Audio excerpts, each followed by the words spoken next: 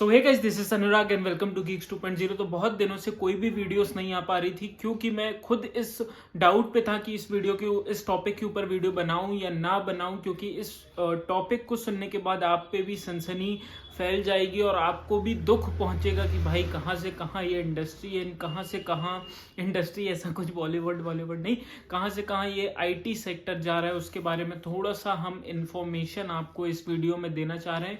बिल्कुल भी डराने की कोशिश नहीं करेंगे। जो पास्ट मंथ जा चुके हैं उनके बारे में मैं आपको बताना चाहूँगा। देखो, सबसे पहले तो हम लोगों को इतना तो सुनने में आ गया था, सबको इतना पता था कि 22 से ले ऑफ्स हो रहे थे।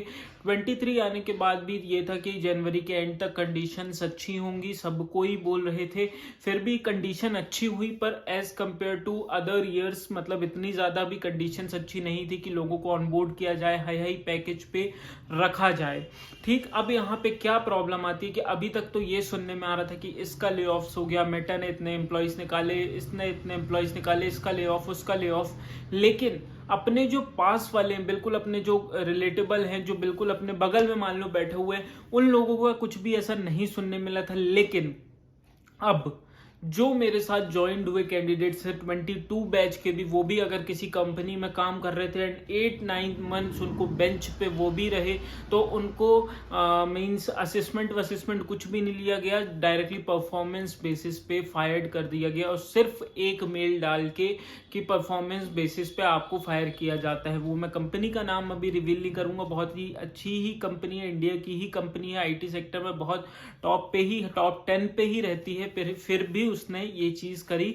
और हम ये नहीं बोल सकते कि उसने की एक ही कंपनी ने ये चीज करी, जितनी भी कंपनीज है, चाहे आप tech giant, TCS, Wipro, Infosys, इनकी बात कर लो, ये भी जो इंटरनल असेसमेंट हो रहे हैं, ये एक तो पर्टिकुलर डिफाइन होता है कि ये असेसमेंट होने ही होने हैं, जो बहुत साल से फॉलो होते आ रहे हैं। लेकिन अब कंपनी क्या कर रही है कि भैया फायर करने, मतलब उनको ये परफॉर्मेंस बेसिस पे, नाम के बेसिस पे ये चेक कर रहे हैं कि ये बंदा सही में उस लेवल लायक है या नहीं है।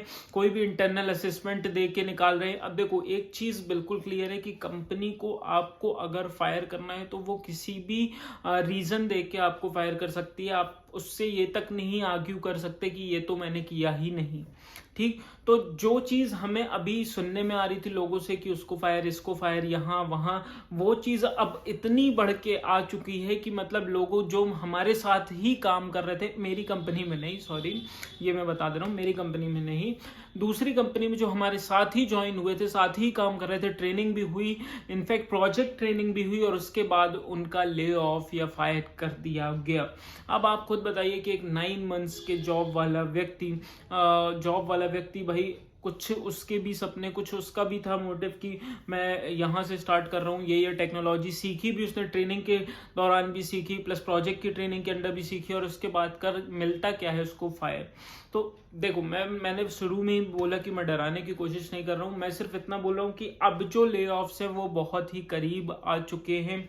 मीन्स अब लोग समझ में सही में आ रहा है कि ले ऑफ्स हो रहे हैं। पहले तो ये सब चीजें लग रही थी कि हाँ हो रहा होगा। तो अभी तो देखो यार, दो लोग टाइप के लोग हो गए। पहली जो जॉब मैं अभी नहीं मिली है, उनको ऑनबोर्डिंग वगैरह नहीं मिली है, तो उनके लिए तो मैं यही बोल सकता हूँ कि यार आप जॉब अपॉर्चुनिटीज देखें। जॉब अपॉर्चुनिटीज है भी, जनवरी के बाद बहुत सारी आ गई, मार्च के बाद तो भाई रिसेशन, बहुत ही हाई पॉसिबिलिटीज है कि ये बिल्कुल एंड होने वाला है, क्योंकि बहुत लोगों ने ऑलरेडी प्रेडिक्ट किया है। आप एक बार सर्च करना गूगल पे, आपको बहुत से प्रेडिक्टर्स जो आईटी सेक्टर में बहुत एडवांस एक्सपीरियंस पे हैं, उन्होंने ऑलरेडी बोल के रखा है, वो आप देख लेना, मेरे ऊपर बिलीव ना हो तो।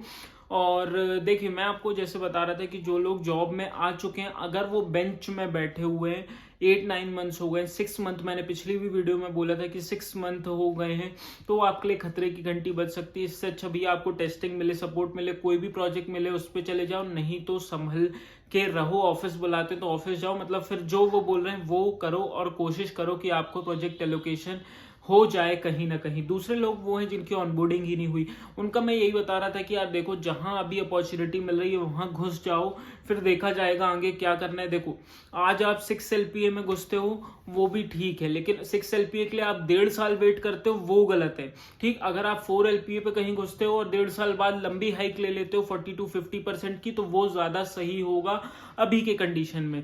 इसलिए अभी कोशिश करो कि कोई अपॉर्चुनिटी मिल जाए तो वेल एंड गुड है, नहीं मिलती तो यार मैं अभी कुछ भी नहीं बोल सकते, क्योंकि देखो जब अंदर ही के लोगों को निकाला जा रहा है तो फिर मैं जो लोगों की ऑनबोर्डिंग नहीं हुई है उनके लिए क्या बोलूं। लेकिन हम अभी पर्टिकुलर WIPR0 की बात करें तो अभी तो कंडीशंस ठीक हैं, प्रोजेक्ट में लोग चल रहे हैं, हमारे प्रोजेक्ट में लोग ऑन बोर्ड हुए हैं, तो इतनी कोई प्रॉब्लम की बात नहीं। मैं दूसरे IT सेक्टर की बात कर रहा हूँ, WIPR0 वाले इतने घबराहो मत, ये बोल सकता हूँ। बस ये बोलूँगा जो बेंच में वो थोड़ा सतर्क रहो। और यही चीज़ देखो मुझे भी लगा कि यार जो चीज़ हम सुनते आ रहे थे वो चीज़ आज हमने साथ वाले के साथ फील करी, तो इसके ऊपर मैं वीडियो सोच रहा था बनाऊं या ना बनाऊं, क्योंकि भाई देखो एक डीमोटिवेशन भी फैल जाता है इससे कि यार ऐसा ऐसा भी IT सेक्टर में हो रहा है। पर ऐसा भी है कि भाई यहाँ अभी भी लोग 40 to 50 लाख का पैकेज लेके जा रहे हैं, तो ये भी चीज़ है। तो एज अ फ्रेशर मैं यही बोलूँगा कि यार आपको अभी थोड़ा सा एफर्ट अपने डालने होंगे, आपको वही IT की पॉलिटिक्स बोलते हैं वो भी थोड़ी थोड़ी आनी चाहिए कि आप कैसे सर्वाइव कर पाओ। बाकी जो अपडेट थी मैंने आपको दे दी। मतलब हो क्या रहा है, जो सीनियरिटी थे वो तो जो हाई पैकेज ले रहे थे उनको 22 में निकाल दिया गया, 23 के भी कुछ एंड में शुरू में निकाला गया। अब देखा इन लोगों ने कि भाई फ्रेशर तो फ्री का ही सैलरी ले रहे हैं, ना प्रोडक्टिव है ना ये सीखना चाह रहे हैं, मतलब काम ही कम है अपने पास और ऊपर से एम्प्लॉय ज्यादा है। तो वो एम्प्लॉय हमारे काम करें, ये फ्रेशर को क्यों KT वगैरह दें, या फ्रेशर को क्यों ट्रेनिंग वगैरह दें, या फ्रेशर को क्यों हम काम दें जिससे आ नहीं रहा है। उसके कंपेयर में हमारे पास एम्प्लॉय ही बहुत सारे बैठे हुए हैं, बहुत सारे बेंच में लोग बैठे हुए हैं। भैया जो देखो जो बेंच में लोग बैठे हुए, बेंच से पहले ये कोशिश कर रही है कि इंटरनल असेसमेंट के नाम पे फ्रेशर्स को ही निकाल दिया जाए, तो ये तो बहुत दुख वाली बात होगी भाई कि फ्रेशर्स को निकाल रहे हैं। एज कम्पेयर टू अगर कोई एक्सपीरियंस पर्सन हो तो उसके लिए भी संभला जा सकता है कि भाई ठीक है ये तो चलता रहता है, पर एज अ फ्रेशर वो ज्वाइन हो रहा है, उसके बहुत सारे एम्बिशंस होते हैं।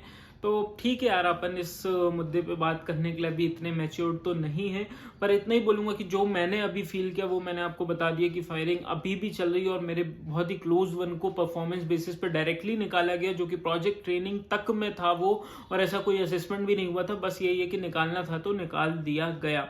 तो बस आज की वीडियो बस यहीं खत्म करते हैं। कोई भी अपडेट आएगा तो वीडियो सबसे पहले आ जाएगी। अगर आप कोई भी टॉपिक पे वीडियो चाहते हैं तो आप कमेंट कर सकते हैं। मिलते हैं किसी नेक्स्ट वीडियो पे। Bye for now, have a good day and please subscribe to our channel.